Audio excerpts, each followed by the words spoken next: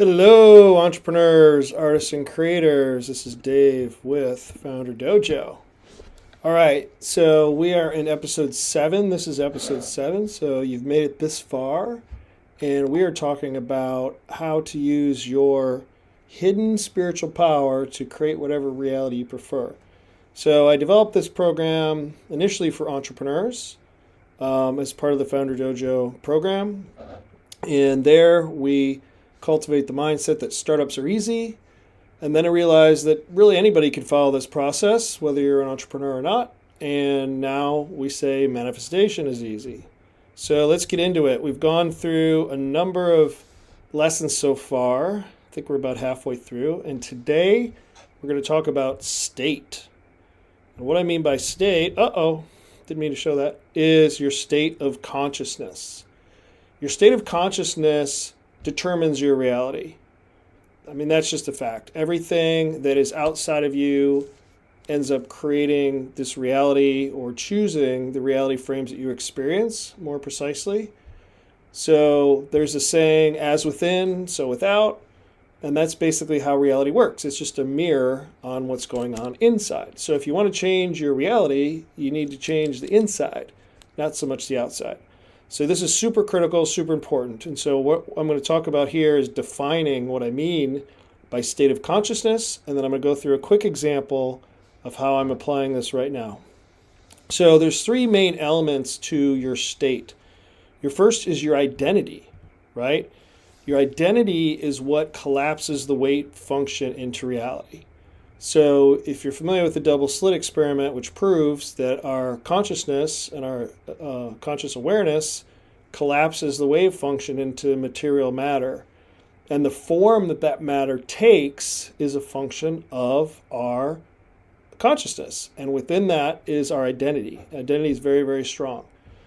You cannot exist in the reality frame with an identity that's out of alignment. So in other words, you can't experience anything that's out of alignment with your own identity because that wouldn't make any sense. For example, let's think about Jeff Bezos, founder of Amazon, billionaire, founder of Blue Origin. Whether you like Jeff Bezos or not, imagine if Jeff Bezos hated business and hated technology. Would he be able to experience the reality that he has as the founder of Amazon? No, it wouldn't make any sense. He would be exhibiting and taking different behaviors if he hated business and hated technology, right? So this is what I'm talking about. Your identity defines what experiences you're going to have. So key question is, who am I? Now, if you're currently experiencing a reality that you don't prefer, there's a 100% chance that you have a impression of yourself or a belief about yourself or about your self-concept that's out of alignment with the reality that you really want. And so it's helpful to examine these things to try to define where you are out of alignment and what adjustments you need to make. You can redefine who you are. People reinvent themselves all the time. When I was coming out of school, I was a chemical engineer from Purdue University. My first job was at Procter & Gamble as a product development engineer. I liked that job very much, but I noticed at that company, the marketing function, the brand management people were essentially running the business. And I didn't like that as a product development guy. I wanted to be running the business. So I made a conscious effort to move from being an engineer to a marketing and business person. And I just set that attention. And over the years, that's exactly what happened. So you can redefine who you are. I redefined myself from a product development engineer to a marketing and business person, and then eventually the entrepreneur that I am now. So you can redefine yourself however you want, and in a way that makes it possible for you to experience the frames that you want to experience. Okay, so is my self-concept in alignment with what I want? Good question. I can't have the experience of a sales, marketing, engineer type person if I don't know anything about those topics, right? And I have no experience and I'm totally out of alignment. So The question is, what do I believe about myself? Do I believe I can learn these things? Do I believe that I'm always going to be an engineer because it's the only thing I can do? These are the concepts of yourself that you want to explore. And then when you find something that's out of alignment, what shift do I need to make? Maybe as an engineer, I only cared about science and data, and I didn't really care what customers think about what we're building. Well, that would be a problem if you wanted to run the marketing program. So you have to create a shift in your beliefs and how you think about yourself. Okay, so super critical to get that right. Identity.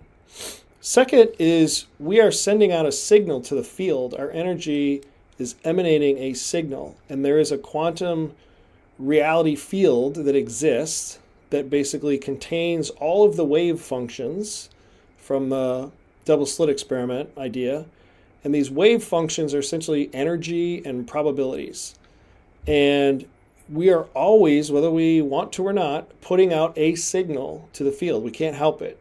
Sometimes we're putting out a more positive energy. Sometimes we're putting out a more negative and destructive energy. But either way, we're putting out a signal. So the question is, what signal are you putting out? The signal that you put out are a function of your intentions. What is your intention here? Your assumptions. What assumptions are you making about your reality and about the things you can do and can't do? The things that exist, the things that are fact, quote unquote fact. What are the assumptions that you're making? What are your thoughts and beliefs about yourself, about the reality, about the thing that you want, about the people around you, about the environment? And then beliefs are just thoughts you keep thinking. So beliefs are more like hardened thoughts that are a little bit more permanent and difficult to change. And then expectations. What are you expecting is going to happen? That is a factor in determining your signal. And then finally, your emotional tone. What is the tone? If this was a movie, what would the tone be? Would it be a horror movie? Would it be an action movie? Would it be an adventure movie? Would it be a rom-com? Like, what is the overall tone of the signal that you're sending to this field? So all those things come up and contribute to the signal that you're producing and sending to the field. And the field is listening. The field is listening 24 hours a day, 365 days a year, waiting for your signal so it knows what to do. And then the last step, super important, and I want to make sure everybody understands how important this is, taking action. Manifestation is not about sitting on your ass watching YouTube videos. No, it's taking action. And we'll go into that separately in terms of the difference between inspired action and forcing action. But the frequency of the signal that you're putting out is, what are you doing? The field pays very close attention to that. And it turns out one of the mistakes a lot of people make is they try to do too much too soon. What really works with the field is not sending out a frequency one time. One time, the field might be like, I don't know if this guy's serious. He just said it one time. It was like an impulse idea. What really works is consistently putting out the same frequency and doing it in very, very small ways. It doesn't have to be big, dramatic ways. So small, consistent actions are what actually changes the probabilities about what is going to happen, what could possibly happen.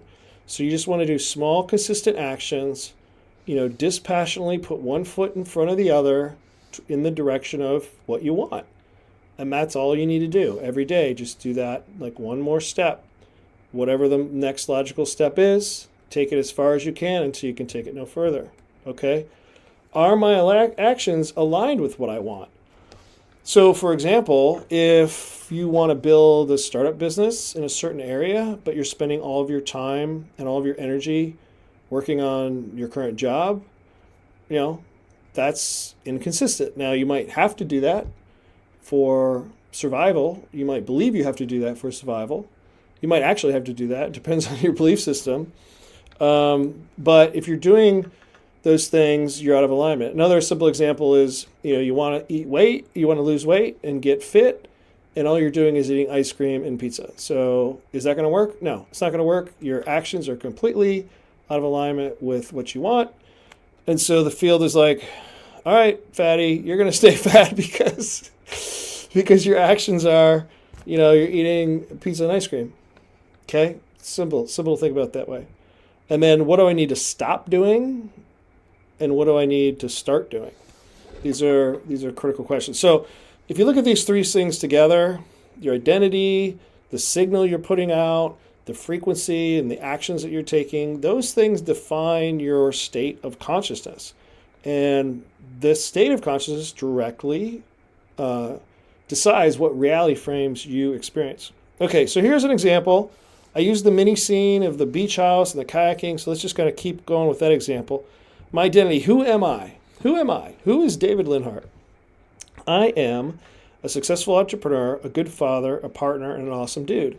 Now, I actually have no doubt in my mind that these things are true. I am a successful entrepreneur. I've built startups before. Some of those startups have been profitable, and et cetera, et cetera. Yes, I am a good father. I have a daughter already. I am the best father I can be, and I think I'm a great father. I think I'm an amazing father. And I was married before. I thought I was an amazing partner. Okay? I'm not married anymore, but I know that I am these things, and I'm an awesome dude. And the reason I put an awesome dude in there is I got feedback from somebody the other day. It was a comment, and really the comment was about me. It was like, yeah, he's an awesome dude. And I was like, okay, cool, thanks. So I'm going to use that. I'm an awesome dude. I'm also, though, this is something that's come up for me recently. Certain experiences have helped me understand this, that I am a recovering codependent. I grew up in a very, very dysfunctional, horribly narcissistic family environment, and I developed a lot of codependent tendencies in my personality and in my psychology, and I became aware of this about 10 years ago, but it wasn't until this year, really, where I understood how damaging that has been to my business life, my personal life. So now I am redefining who I am as not a codependent, but a recovering codependent. And I shouldn't even say recovered codependent. I'll go ahead and change that. But I no longer tolerate toxic relationships. Whenever I see a toxic relationship in my life, I just walk away. I don't want anything to do with narcissistic people anymore. It's just not worth it. It doesn't matter if it's a friend, a coworker, romantic partner. If I have to work with somebody, I will, but I will also maintain boundaries and use a lot of gray rock method and stuff like that, if you're familiar with that topic. But I just don't tolerate that in my life anymore. I don't want it. And then one of the things that codependents do is they constantly neglect their own needs. And this is a pattern, probably the most important pattern I've uncovered this year around entrepreneurship and my ability to build startups. I tend to overextend myself. I put way too much into it. I go, balls to the walls on what I'm doing, and I end up depleting myself. And this is a problem because when I'm depleted, I can no longer shift to the reality frames that I want. So I now understand how this all works, and I'm no longer willing to sacrifice myself for others or for my business. And because I'm no longer willing to do that, I know that this is going to lead to much more success, joy, happiness for me. So this is who I am, and this is some of the things that I'm changing. Okay, signal to the field. What is the signal that you're putting out? Okay, so for me, my intention is to build flourishing businesses and to generate a business that's worth $100 million that we can sell to somebody. I also intend to find and to meet up with a sweet, sexy spiritual girl who adores me. And I know that she's going to appear as soon as I'm ready for her. I was not ready for her the last couple of years. I think I'm ready for her now, but we'll see. That's my intention. And I have a beautiful family with 2 kids. I do want to have more children. My assumptions are I am in the operant power. It's completely up to me whether I experience these things completely. I'm in complete control. I have all of the knowledge, all of the skills, all of the ability that I need as an individualized version of God, that I am the operant power. I am the one doing it. And not to create pressure on myself, just an awareness that yes, I can choose what reality frames I want to experience. So my thoughts and beliefs are that if I am clear about what I want and I follow the process that I'm teaching in these videos, I will dispassionately be putting one foot in front of the other in the direction of my goal. And that will, one way or another, bring me to that reality. There's no way it cannot if I am aligned with that experience. My expectation is that it's already done. I'm already in the beach house. That beach house with my beautiful family in a beautiful area in my kayak, it already exists. It exists in my consciousness. I'm living in it every day. And I have to be honest with you guys, I have been working on that just over the last couple days. So I don't know that I'm fully there. If I was fully there, I would be in the beach house. But I am getting there. I am living in that reality frame, and it's feeling more and more natural to me and more comfortable the more time that I spend there. And I'm getting to the point where my current reality just seems ridiculous. It just seems like totally out of alignment. And the beach house reality is the one that I'm living in. So it's already done. The emotional tone, which I am holding as much as I can, as many hours in the day as I can, is one of success, abundance, joy. Success, abundance, and joy. Those are the feelings that I tap into as much as I can during the day. Now, there's not 100%. There's times things make me upset and frustrate me, etc. But I come back to, okay, success, abundance, and joy, because it's already done. I'm already in that reality frame. Okay, and the last piece is action. You want to look closely at what actions you are taking. What do I need to stop doing? What do I need?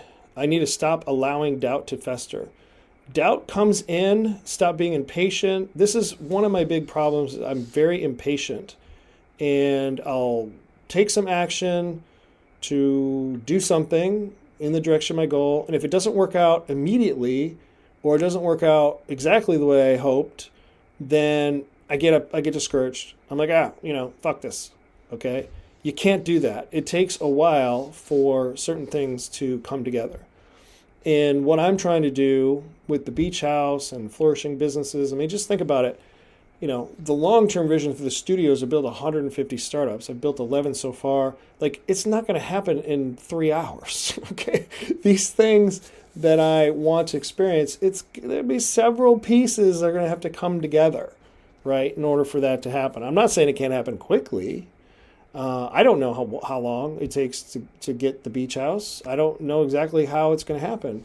And I am counting on the field and my higher mind to create these bridge experiences to get me there. So I don't know, but if I get frustrated and abandon it and be like, oh, this will never happen, then that's just a signal to the field that's going to neutralize my ability to manifest that. And the field will start giving me the lack of those things. Okay, so I know how that works, and I just need to stop doing that. This will happen. Doubts will come in.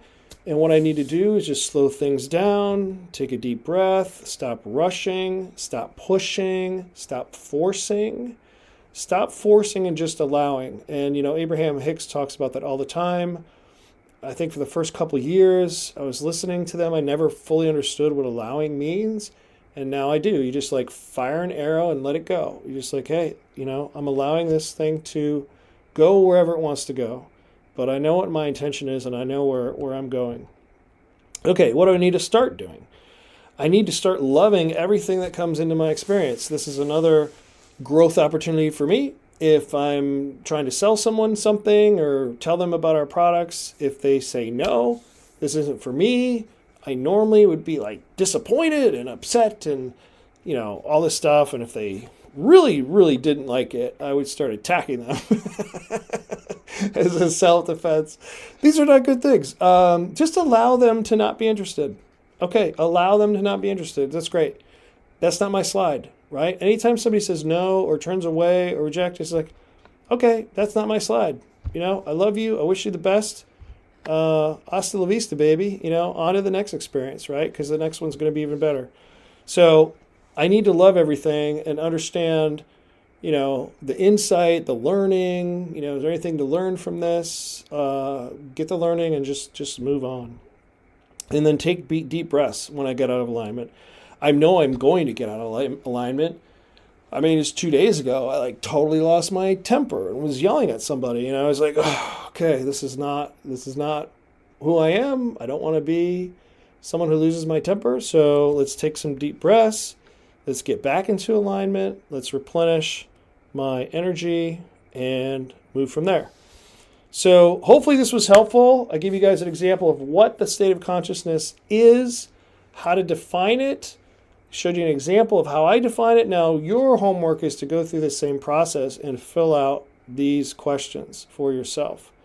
And if you're interested in hands-on coaching and mentoring, you can check out founderdojo.com.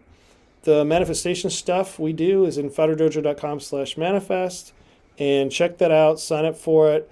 I'm going to be putting a free video up there recently, but all these YouTube videos are free, so you can consider this to be the thing to check out. And if you're interested, I'd love to hear from you. And and until next time, thanks for listening.